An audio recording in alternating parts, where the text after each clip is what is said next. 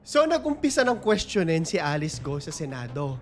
This is after niyang mahuli galing sa pagtakas at pagdaan sa iba't ibang bansa sa Asia. May isang katanungan ang hindi ine-expect na sinagot niya. At ito ay kung sino yung tumulong sa kanya para makatakas sa Pilipinas. Dahil dito, kung nanonood po kayo ng hearing ng mga nakaraang araw, nangako siya na isusulat niya sa isang piraso ng papel kung sino yung tumulong sa kanyang yan. And she did. Ang tanong ngayon, sino yung sinulat niya sa papel? Susubukan natin kilalanin yan ha. Sinasabi nila na ito na raw yung mastermind sa Pogo.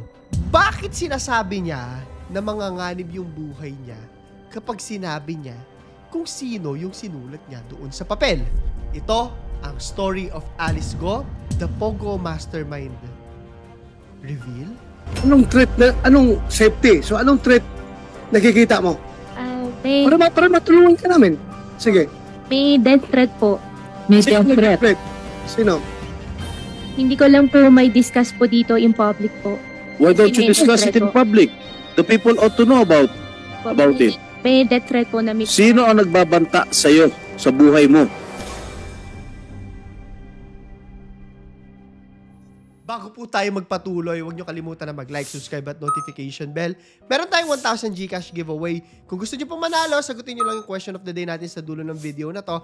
Ipinopost po namin ng monthly winners most of the time sa first upload of every month. Dire-diretsuhin na natin ha. Alam mo, napakarami ng mga invested talaga dito sa mga Senate hearing ni Alice Go. And from the get-go, makikita natin no, yung mga senador na nagko-question sa kanya ay buwisit na buwisit po. Sa totoo lang, parang pinapaikot-ikot sila ni Alice Go. Hindi ko alam kung sa akin parang strategy siya. Personally, I think na parang sinasalise. That is just me ha. Don't take my word for it. Pero I think the whole, manganganib po yung buhay ko or yung para po sa safety ko, is just the diversion. Eh, hindi ko sinasabing hindi totoo na kung sino man yung sinulat niya, hindi yun na. But I think, tinatry niya ipa-focus yung mga tao doon when in reality, there's something else na ayaw niya ma-discuss. Eh, ako lang to ha, don't take my word for it. Anyway, sa napakahaba na diskusyon, sinulat na ni Alice Go yung pangalan sa isang papel. Kung nanonood kayo, maaano ninyo, lagi niyang sinasabi, Sen, huwag niyo pong i-ano sa public ha. Yan, sa video makikita natin. At saka makadagdag, Sen, Madam pasensya Chair. na po talaga pero natatakot po talaga ako. Miss Madam Chair. Alice, nauubos Opo, na yung opo, pasensya namin dito. Sana po maintindihan niyo rin Isulat po ako niyo. na natatakot po ako talaga. Iniintindi ka namin at inaalam namin kung ano yung kinatatakutan mong sinasabi mong death threat, ayaw mo pang sabihin. Ngayon, mas simple, isulat sinong may-ari at facilitator sa yate at sabihin mo sa amin saan ka sumakay. Sen, gustong-gusto ko po talaga i-discuss. Pero natatakot gusto po ako mo pala, di i-discuss po sabihin sa mo sa public. amin. Nakakapikong ka na, ha? Nakakagigil ka na. At saka Miss Alice, nasa custody kayo ng PNP. Paano kayo papatayin doon? Imposible. You are within the most protective institution sa ating bansa. You are sa national headquarters ng Philippine National Police sa Camp Crame. Yes. Isulat mo na yung Yes. may-ari at facilitator sa yate. Yes po, Madam Chair. Alam ko po, safe na safe po ako ngayon. Kaso lang, nagwa-worry po ako pagkatapos po ng session, pagkatapos po ng hearing, ano pong mangyayari po sa akin. Doon po Let's ako take it one nagwa-worry. day at a time. One step at a time. First step, isulat mo sa papel. Sinong may-ari at facilitator sa yate? Pinaparating niya na parang natatakot siya. Ulitin ko lang, I do think something feels off na parang diversion lang talaga siya because there are actual things na alam mo yan pag nagsisinungaling yung tao, di ba? Dinadala ka sa ibang bagay para maiwasan yung bagay na dapat dinidiscuss. Ako lang po ito. Kung makikita mo yung mga comments ng mga tao online, iba-iba yung mga reaction nila. May mga galit, may mga sinisisi kung sino-sino mga politiko, nagtuturo na ano-anong pangalan. Normal lang naman na hindi rin sila naniniwala sa lahat ng sinasabi ni Alice Go. Pero babalik tayo doon sa nakasulat sa papel. Sa puntong to ng hearing, magfo-focus tayo sa nabubwisit na si Senator Jinggoy Estrada. To summarize, tinatanong niya si Alice, humingi ka ba ng tulong or tinulungan ka nung sinulat mo sa papel? Diyan umikot yung yung kwento eh. Hindi niya dinisclose kung bakit yung taong sinulat niya sa papel na i-discuss natin mamaya bakit yun yung nilapitan niya? Sabi niya, for her safety. Ulit, yan, paulit-ulit natin maririnig yan today. So, lalo lang ako na-curious. Magpo-focus tayo kay Senator Jinggoy ha. Kasi may mga tidbits siyang binigay or may mga clues siyang binigay na magsasabi kung sino itong sinulat ni Alice Go sa papel. At iisa-isahin natin yung mga clues na yan. Plot twist na naman. Plot twist na naman tong episode natin ngayong araw. Unang clue, eto yon. Itong alleged na mastermind na ito ay nakabase na abroad at siyang nagbayad ng lahat, nag-orchestrate kumbaga ng pagtakas ni Alice Go. Sa video, sinasabi ni Senator Jinggoy na nasa Taiwan na daw ito at wala sa Pilipinas. Hindi simple yung ginawang pagtulong. Alam natin na dumaan si Alice Go sa Malaysia, Singapore, pati Indonesia. Ang dami. Yan lang so far yung alam natin. This is kung paniniwalaan siya sa mga chika niya. Baka marami pa tayong hindi nalalaman. Pangalawa is that itong taong to may access sa mga yate. So mayaman talaga to. Yate. Yan naman lahat may yate. Pangatlo, ayon din paano dun po ako mismo yung sa lang, video. doon po ako nag-worry. Sinabi Kaya ni ayaw ko po Senator Risa mag-disclose po sa Hontiveros na public. Nandiyan ang sinulat sa police, papel, nandiyan ang NBI. We will protect you. na Just as long as you tell the na-reference na. truth. Pakinggan nyo tong snippet na to. At saka Miss Alice, yung papel, yung pangalan na sinulat mo sa papel, actually lumabas na yung pangalan niya sa hearing eh. Tinanong ko na kayo tungkol sa taong yan. Nasaan ba siya ngayon? As of today, hindi ko po alam na saan po Nasa siya. Taiwan, Madam Chair. Napag-usapan na dati itong lalaki na sinulat sa papel ni Alice Go. Pang-apat na clue natin. Ayon kay Senator Jinggoy, yung taong to may 5 passport. Ito yung isang clue. Which is important dahil sa info na to, makakapag-connect the dots tayo. Tignan natin ha. Ang sabi, may passport siya sa St. Kitts and Nevis, sa China, sa Cyprus, Dominica, at sa Cambodia. Ang dami, di ba? Sa susunod na parte ng video natin ngayong araw, i-discuss natin at mag-name reveal na po tayo ng alleged mastermind ng Pogo. Itong taong binanggit mo. In line with Itong, Yes, oo. Itong taong sinulat mo, holder ng 5 passport to. Are you aware of it?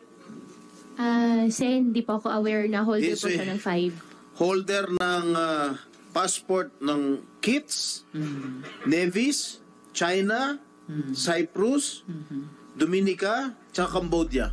Maglalagay lang po ako ng kaunting disclaimer kasi this isn't final. Siyempre, mahaba pa yung itatakbo nung hearing at ng kwento ng Pogo.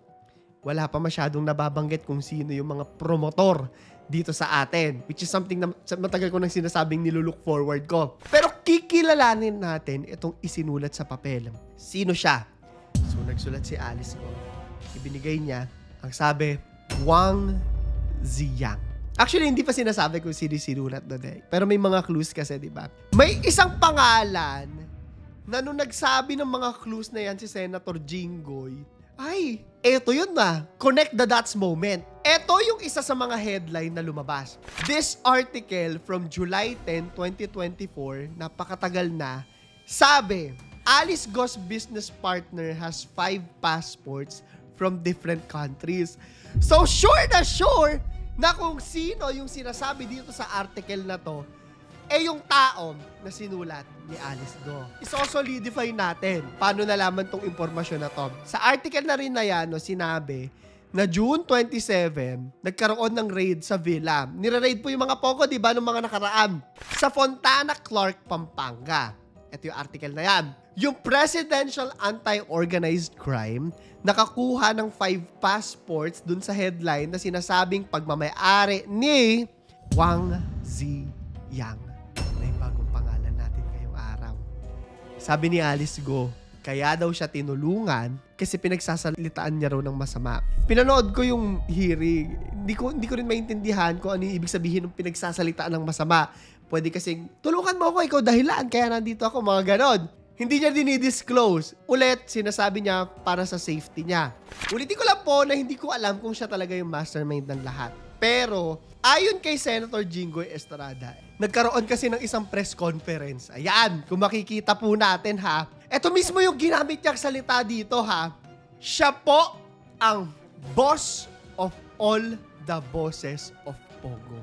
He fled the country and he is now in Taiwan. I heard that he is the boss of all the bosses of Pogo. Kaya siguro itinaka si Alice Go papunta sa ibang bansa, baka ikanta niya ito nag-facilitate ng kanyang pagtakas. Kung sino man ang naging promotor nito, eto yon.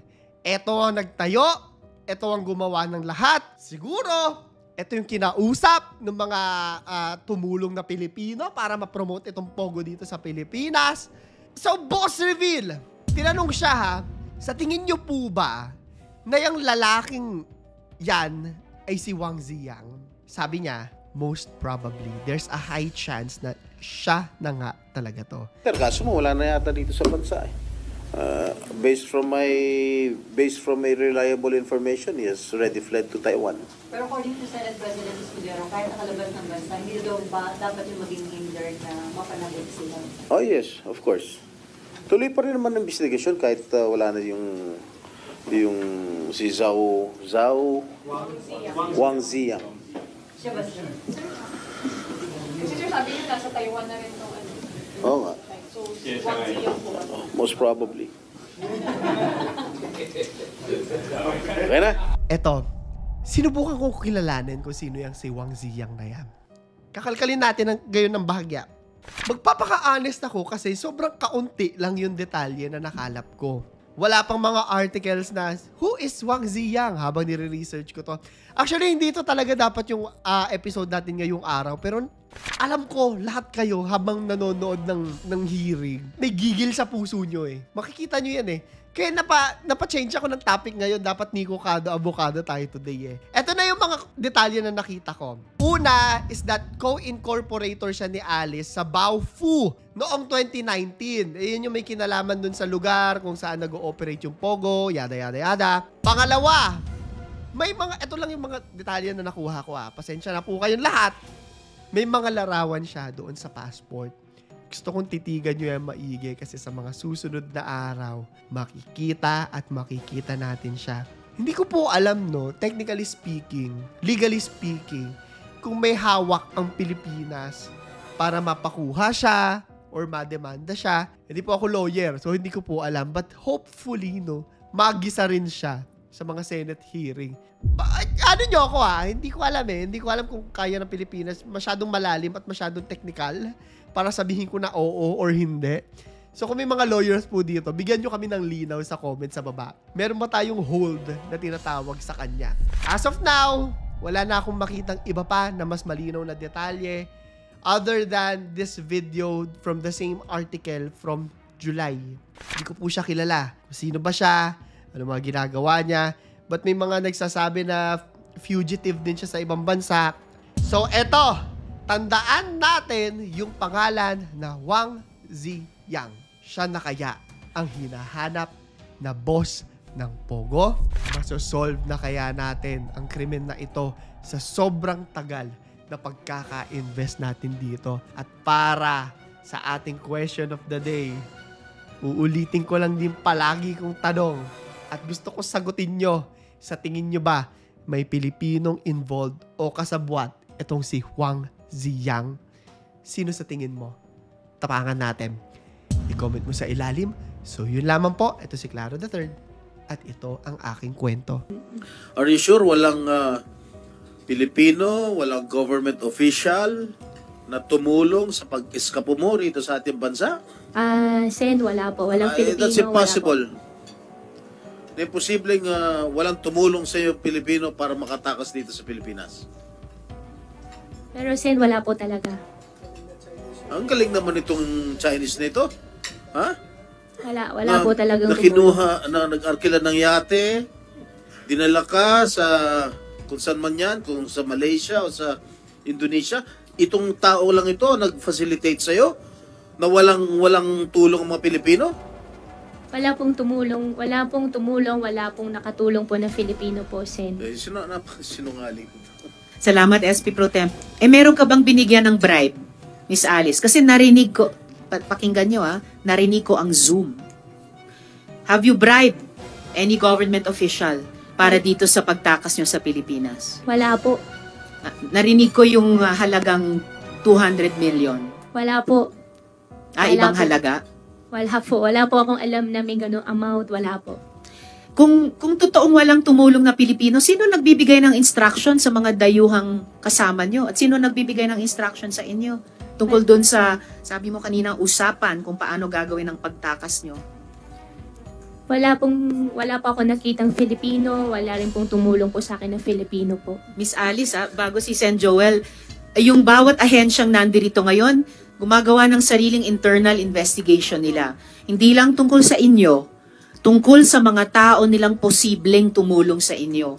Kapag hindi kayo nagsabi ng totoo sa amin tungkol sa mga tumulong sa inyo, pati dun sa internal investigation ng mga ahensya, madadawit kayo. Sen Madam Chair, Joel. just one question. So itong sinulat mong tao sa papel, bakit kanya tinutulungan? Alam niyang tatakas ka. Alam niyang puganti ka. Sen, siguro hindi ko po talaga siya may discuss lang po sa public.